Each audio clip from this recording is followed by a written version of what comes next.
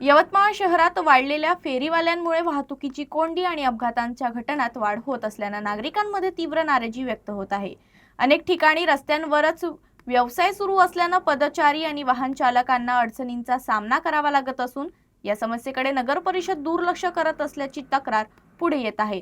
दरम्यान शुभम क्यातमवार यांनी नगर परिषद हद्दीत 3139 फेरीवाल्यांची नोंदणी करण्यात आल्याची माहिती दिली आहे।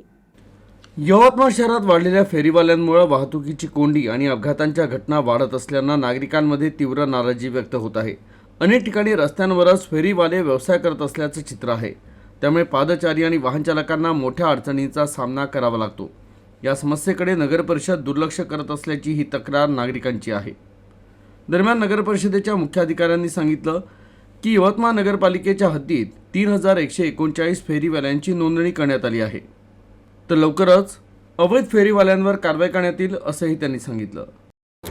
यवतमाळ नगर परिषद हद्दीमध्ये आपल्याला यापूर्वी कल्पना असल्याप्रमाणे 3139 लोक जे आहेत त्यांची आपल्याकडे नोंदणी जी आहे ते फेरीवाला धोरणाअंतर्गत झालेली आहे।